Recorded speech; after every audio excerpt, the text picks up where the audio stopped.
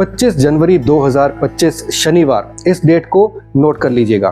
26 जनवरी को तो दिल्ली में इंडिया गेट में परेड होगी, लेकिन 25 जनवरी को आप आकाश में 7 ग्रहों के परेड को देख पाएंगे।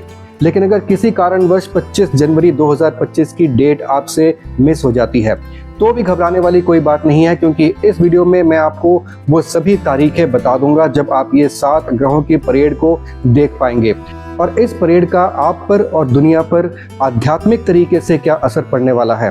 प्लस सिर्फ इन 7 ग्रहों के परेड के बारे में ही नहीं, बल्कि 2025 में और भी काफ़ी ग्रहों की अलाइनमेंट कुछ ऐसी होने वाली है जिसका असर दुनिया पर बहुत अच्छा नहीं पड़ने वाला है।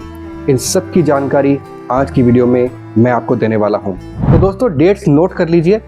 21 जनवरी 2025 से लेकर 28 फरवरी 2025 तक आप ग्रहों का परेड आकाश में देख पाएंगे। अब 21 जनवरी से लेकर 24 जनवरी तक आप 6 ग्रहों का परेड आकाश में देख पाएंगे और 25 जनवरी को ये 6 से 7 ग्रह हो जाएंगे। यानी कि 25 जनवरी 2025 से लेकर 28 फरवरी 2025 तक आप 7 ग्रहों का अलाइनमेंट आकाश में देख पाएंगे। ये 7 ग्रह 25 जनवरी को यानी कि शनिवार को कुछ इस तरीके से अलाइन होने वाले हैं कि ये हमें एक लाइन में दिखने वाले हैं और इस ग्रहों की अलाइनमेंट को ग्रहों का परेड या फिर प्लैनेट्स का परेड भी कहा जाता है। और इसको सिर्फ इंडिया में ही नहीं, बल्कि इसको नासा में, इसको यूएस में, हर जगह इसको प्लैनेट्स का परेड कहा जाता है, क्योंकि प्लैनेट्स जो है एक तरीके से ऐसा लगता है जैसे एक लाइन में आ गए हैं। हमारे सोलर सिस्टम के यानी कि हमारे सौर मंडल के जो भी प्लैनेट्स हैं ये सभी एक एक्लिप्स के लाइन को, जिसको एक्लिप्टिक कहा जाता है, उसको फॉलो करते हैं। बेसिकली 7 प्लैनेट्स, धरती को इंक्लूड करके 8 प्लैनेट्स सूर्य के एक ही तरफ आ जाते हैं और तब हमें प्लैनेट्स की इस तरह की अलाइनमेंट देखने को मिलती है जिसको प्लैनेटरी परेड भी कहा जाता है। अब ये तो मैं आपको साइंटिफिक बातें बता रहा हूँ, लेकिन अभी मैं इसकी आध्यात्मिक चीज़ें और इसका असर दुनिया पर क्या पड़ने वाला है वो भी मैं आपको बताने वाला हूँ। तो ये 6 ग्रह हैं, वीनस यानी कि शुक्र, मार्स यानी कि मंगल, जुपिटर यानी कि बृहस्पति, सैटर्न यानी कि शनि, यूरेनस यानी कि अरुण और नेपट्यून यानी कि वरुण। ये 6 ग्रह एक साथ एक ही लाइन में आ जाएंगे 21 जनवरी 2025 को और ये चलेगा 24 जनवरी 2025 तक, क्योंकि 25 जनवरी 2025 को यानी कि शनिवार को इसी अलाइनमेंट में आकर मरकरी यानी कि बुध भी जुड़ जाएंगे। यानी कि 25 जनवरी 2025 शनिवार को ये 6 नहीं बल्कि 7 ग्रहों की अलाइनमेंट हो जाएगी एक लाइन में। इनमें से 5 ग्रहों को तो आप वैसे ही अपने नॉर्मल आंखों से देख सकते हैं, लेकिन बाकी के जो लास्ट के 2 प्लैनेट्स हैं यानी कि यूरेनस और नेपट्यून, अरुण और वरुण, इनको देखने के लिए कोई ना कोई टेलीस्कोप का यूज आपको करना पड़ेगा। अब दोस्तों ये जो 7 प्लैनेट्स हैं इनके बारे में मैं आपको बता दूं कि किस तरीके से आपको आकाश में ये 7 प्लैनेट्स दिखने वाले हैं ताकि आप आसानी से इनको स्पॉट कर सकें। तो जो मंगल है यानी कि जो मार्स है वो लाल होता है, तो आपको वो लाल एक डॉट की तरह दिखेगा, और जो वीनस है यानी कि जो शुक्र है वो आपको ब्राइट सफ़ेद लाइट की तरह दिखेगा, और जो आपका जो जुपिटर है यानी कि जो बृहस्पति ग्रह है वो आपको एक डॉट की तरह दिखेगा। लेकिन बृहस्पति ग्रह सभी ग्रहों में सबसे बड़ा होता है, लेकिन फिर भी वो इतना छोटा इसलिए दिखेगा क्योंकि वो बहुत दूर होता है सूर्य से, इसलिए बृहस्पति आपको सिर्फ एक डॉट की तरह दिखेगा और आपको शनि भी एक डॉट की तरह ही दिखेगा। और यूरेनस और नेपट्यून यानी कि अरुण और वरुण को देखने के लिए आपको टेलीस्कोप का यूज करना पड़ेगा। अब जो मार्स है यानी कि मंगल है और जो वीनस है वो आपको टुवर्ड्स द ईस्ट यानी कि आकाश में ईस्ट की तरफ देखने का चांस जो है वो ज़्यादा है, और जो बृहस्पति है यानी कि जो जुपिटर है वो आपका सदर्न स्काई की तरफ यानी कि जो दक्षिण की तरफ है वहाँ पर दिखने का चांस ज़्यादा बनेगा, और जो आपका सैटर्न है, जो आपका शनि है, वो वेस्टर्न स्काई की तरफ यानी कि पश्चिम की तरफ दिखने के चांस शनि के ज़्यादा हैं। अब दोस्तों जो ग्रहों की अलाइनमेंट है या फिर जो प्लैनेटरी परेड है ये आकाश में टाइम पर होती रहती है। ये कोई बहुत ज़्यादा अनकॉमन फिनोमिनन नहीं है, लेकिन 6 ग्रहों का परेड यानी कि 6 ग्रहों का अलाइन होना थोड़ा सा रेयर है, और 7 ग्रहों का अलाइन होना काफ़ी 100 सालों के बाद हमें देखने को मिलता है। यानी कि कई सालों के बाद ऐसा एक इवेंट हमें देखने को मिलता है जब आकाश में 7 ग्रह एक साथ अलाइंड होते हैं और सूर्य के एक ही तरफ होते हैं और हमें धरती से एक ही लाइन में दिखते हैं। इसलिए ये एक बहुत rarest of the rare event है जो पता नहीं आगे हमें कब देखने को मिलेगा। इसलिए अगर आपको ये इवेंट देखने को मिल रहा है तो आप ज़रूर से इसे रात को 8:30 बजे के बाद सबसे ज़्यादा क्लियर दिखने वाला है, तब आप आकाश में इसे देख सकते हैं। लेकिन इतिहास गवाह है कि आज तक जब भी इस तरह के प्लानिटरी अलाइनमेंट्स हुए हैं या फिर ग्रहों की परेड आकाश में हुई है या फिर एक ही ग्रह में बहुत सारे प्लैनेट्स, बहुत सारे ग्रह जो है वो इकट्ठा हो गए हैं, तभी बहुत ज़्यादा बुरी चीज़ें हमारे साथ घटित हुई हैं। अर्थक्वेक्स, सुनामी, कोविड-19, ये सब चीज़ें ऐसे ही टाइम पे आई हैं जब इस तरह की प्लानिटरी अलाइनमेंट्स हुई हैं। 2020 में भी इस टाइप की प्लानिटरी अलाइनमेंट्स थी और अभी 29 मार्च 2025 को भी ऐसी कुछ बहुत खतरनाक प्लानिटरी अलाइनमेंट्स होने वाली हैं जो कि इस 7 ग्रहों के परेड से भी ज़्यादा खतरनाक है। 29 मार्च 2025 को क्या अलाइनमेंट होने वाली है दोस्तों? 29 मार्च 2025 को शनि जो है वो मीन राशि में प्रवेश कर जाएंगे। अभी शनि जो है वो एक्वेरियस यानी कि कुंभ राशि में चल रहे हैं। 29 मार्च 2025 को 3 बड़े बड़े इवेंट हो रहे हैं।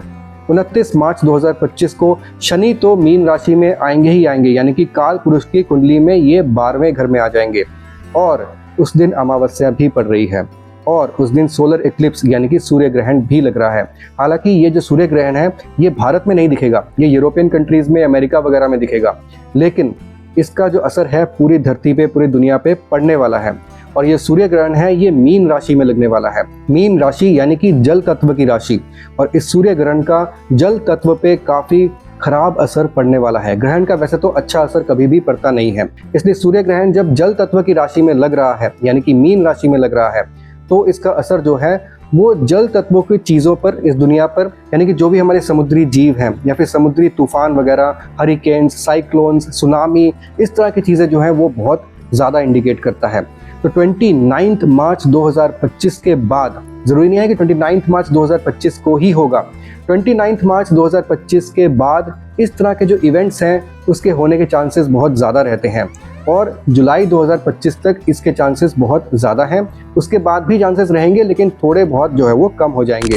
लेकिन 29 मार्च 2025 को जिस वक्त शनि मीन राशि में प्रवेश करेंगे तो वहाँ पर पहले से ही 5 ग्रह शनि का इंतज़ार कर रहे होंगे, यानी कि 29 मार्च 2025 को टोटल 6 ग्रह एक ही घर में आ जाएंगे मीन राशि में, यानी कि काल पुरुष की कुंडली में 12वें घर में 6 ग्रह एक ही साथ 29 मार्च 2025 को आ जाएंगे। और इस तरह की जब स्थिति होती है, जब 6 या 7 ग्रह एक साथ एक ही घर में आ जाते हैं, एक ही हाउस में आ जाते हैं, ये जो अलाइनमेंट है ये देश दुनिया के लिए अच्छी नहीं मानी जाती है। जैसे मैंने आपको बताया, सुनामी, अर्थक्वेक्स, इकोनॉमिक रिसेशन, इस टाइप की जो चीज़ें हैं ये बहुत ज़्यादा होती हैं। अब मैं आपको बताऊंगा कि आपको क्या करना चाहिए। इस तरह की जो ग्रह स्थिति क्रिएट हो रही हैं, क्या ये किसी तरीके से हमारे लिए फ़ायदेमंद हो सकता है? क्या हम इसका फ़ायदा उठा सकते हैं किसी तरीके से? वो मैं अभी आपको बताऊंगा। दोस्तों, इस तरह की जो प्लानिटरी अलाइनमेंट्स होती हैं और जो खास दिन होते हैं, जो इम्पोर्टेंट डेट्स होती हैं, वो मैं इस चैनल पे आपको बताता रहूँगा, टाइम टू टाइम बताता रहूँगा। 2025 में मैं जो भी इम्पोर्टेंट डेट्स हैं, मैं आपको जब भी वो डेट्स आएंगी मैं आपको वक्त से पहले बता दूँगा ताकि आप अपनी तैयारी करके रख सकें। और जो डेट्स मैं आपको बताऊंगा उन डेट्स में आपको जप, ध्यान, ये सब बहुत ज़्यादा करना है, क्योंकि दोस्तों ऐसी काफ़ी डेट्स होती हैं जिन डेट्स पे अगर आप जप ध्यान करते हैं तो आपके जप का जो फल है वो आपको नॉर्मल दिनों के मुकाबले कई गुना मिलता है। जैसे कि 22 जनवरी 2025 को पड़ रहा है बुधवार और उस दिन पड़ रही है अष्टमी, तो इसको बुधवारी अष्टमी कहा जाता है। तो बुधवारी अष्टमी वाले दिन सूर्य उदय से लेकर दोपहर को 3:18 तक बहुत ही शुभ समय है। इस समय पर अगर आप जप ध्यान वगैरह करते हैं तो उसका कई हजार गुना फ़ायदा आपको मिलता है। जैसे कि अगर आप किसी भी मंत्र को जपते हैं, माला लेकर जपते हैं, तो बाकी दिनों में आप एक माला करेंगे तो आपको एक माला का फल मिलेगा, लेकिन 22 जनवरी 2025 को बुधवारी अमावस्या है और इस दिन अगर आप जप करते हैं दोपहर को 3:18 से पहले का जो टाइम है, इस दिन अगर आप जप करते हैं तो आपको उसका एक जप का कई हजार गुना, यानी कि एक माला करते हैं तो उसका 1000 माला करने का लाभ आपको मिलता है। तो इस तरीके से ऐसे काफ़ी डेट्स आती हैं, जैसे कि पूर्णिमा के दिन, अमावस्या के दिन, ग्रहण के दिन, ऐसे काफ़ी दिन आते हैं जहाँ पर एक माला करने का आपको कई गुना असर मिलता है। जैसे कि अगर आप अमावस्या या फिर पूर्णिमा वाले दिन जप ध्यान करते हैं तो आपको 100 गुना फल मिलता है। आप किसी ग्रहण के दिन जब ध्यान करते हैं तो आपको 1000 गुना फल मिलता है। ऐसे ही अगर आप बुधवारी अष्टमी वाले दिन जब ध्यान करते हैं तो भी आपको 1000 गुना फायदा मिलता है। 22 जनवरी, 25 जनवरी, 29 मार्च ये ऐसे डेट्स हैं जब आपको ज़्यादा से ज़्यादा जप ध्यान करना है। इसके साथ साथ जो भी अमावस्या के दिन पड़ रहे हैं, पूर्णिमा के दिन पड़ रहे हैं, आप गूगल कर सकते हैं या फिर इस चैनल पे मैं आपको बता ही दूंगा कि किस दिनों में आपको ज़्यादा से ज़्यादा जप करना चाहिए। क्योंकि आप एक माला भी करते हैं तो 100 गुना 1000 गुना फ़ायदा मिलता है। तो आप अगर 10 मालाएं कर लेते हैं तो सोचिए आपको 10,000 गुना लाभ मिल सकता है। इसलिए आपको ज़्यादा से ज़्यादा जप ध्यान करना है। और ये जो दिन है जो ओवरऑल पूरे वर्ल्ड के लिए थोड़े से टफ रह सकते हैं, लेकिन स्पिरिचुअली जो भी इंसान इन दिनों में अपनी साधनाएं वगैरह करेंगे, जो भी अपने जप ध्यान करेंगे, उनको बहुत ज़्यादा लाभ होगा। और स्पिरिचुअल लाभ जब होता है तो पूरी दुनिया के लिए लाभ हो सकता है। और दोस्तों, ग्रहों की चाल जो है वो भगवान से और यूनिवर्सल कॉन्शियसनेस से बड़ी नहीं है। तो अगर सभी मिलकर जप ध्यान करेंगे, इस पूरी दुनिया के लिए हम प्रार्थना करेंगे, तो ज़रूर हम जो भी आपदाएं हैं उनको टाल सकते हैं। 2025 का टाइम और आने वाले 1-2 साल का और टाइम थोड़ा सा दुनिया के लिए टफ रह सकता है। इसलिए अपना जप ध्यान बढ़ा दीजिए ताकि स्पिरिचुअली आप एडवांस कर सकें और दुनिया के लिए भी ये अच्छा हो। और काफ़ी जो बड़ी बड़ी आपदाएं हैं हो सकता है छोटे में ही टल जाएं। ओम नमः शिवाय।